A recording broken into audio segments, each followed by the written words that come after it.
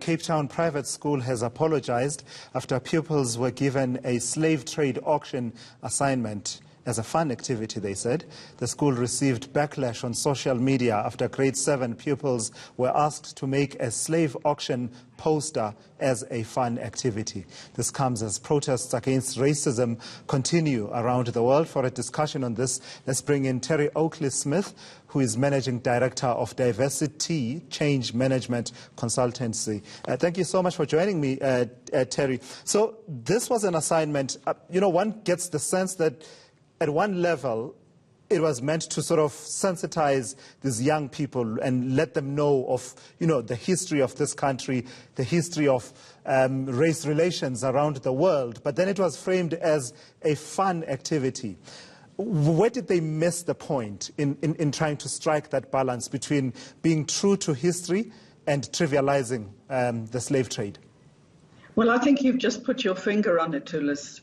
I think that although it's obviously extremely important to teach our children about our history, and the slave trade would be part of that, slaves coming from Java were among the first settlers of this country. But by making it into some sort of joke, fun activity for which there would be no marks, then clearly they were not taking it seriously.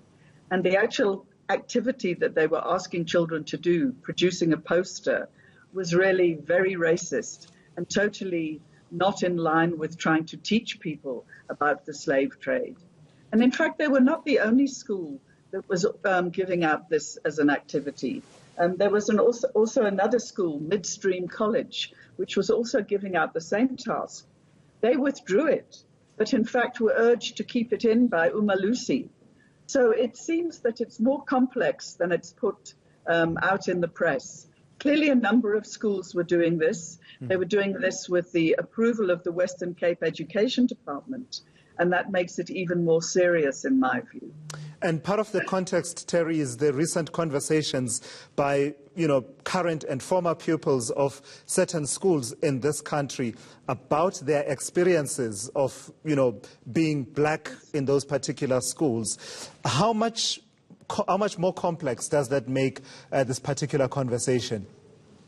Well, I think racism is always a very complex situation. And in fact, it's not a situation. It's not a series of situations. It's ongoing. It's a pandemic, let's be honest, Tulis. It's a pandemic in the same way that COVID-19 is a pandemic. It affects schools, learners, teachers in exactly the same way. It's a systemic way of inferiorizing black children in schools. We were talking about Northcliffe High School, St. Stithians High School, the Pinnacle School, Durban Girls School. There are a plethora of private schools which are now openly admitting that they are racist and looking for help with it. So we have to acknowledge that it's part and parcel of our school system. And frankly, something should have been done many years ago by the Education Department. So Sorry, Terry. So there's this idea then that part of showing yourself to have realized the error of your ways is to go for diversity training. What do you understand that to mean? I recoil in horror as a person who practices diversity and anti-racism work. I recoil in horror at the thought that people could be punished by sending them, I think they called it sensitivity training. Absolutely, yes, sensitivity training. This goes far beyond any kind of sensitivity training, Julius. It starts right in the education department, asking them to have a good look, a thorough look at their curriculum. It needs to look at teacher training. How are we teaching training our teachers if they can't even see that this issue is racist?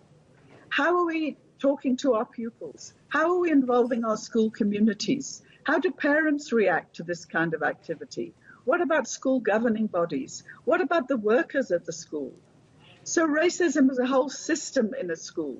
It's not an activity which sparks an outrage. Obviously, it's partly that, but it has to be seen in a very much broader context. And we need to be doing very much more about it if we really hope to do something significant. Lastly, Terry, how important is it for white South Africans to have an honest conversation about issues to do with overt and subtle manifestations of racism in our country, and also just that whole idea of listening to what it is that's systemic in our country that black people find to be problematic? I think it's extremely important. Two things. First of all, white people must talk to other white people and call it out when they see it. And white people must be humble enough and not overwhelmed by white fragility so that they can listen to black people and hear not from their cohorts, but from black people about what racism is and how it affects them. So in a way, it's a kind of three-way conversation. It's listening to black colleagues, black friends, and it's also calling out other white people when these racist things happen. All right, Terry Oakley-Smith, thank you so much. She is the Managing Director of Diversity Change Management Consultancy. The conversation is happening one way or another.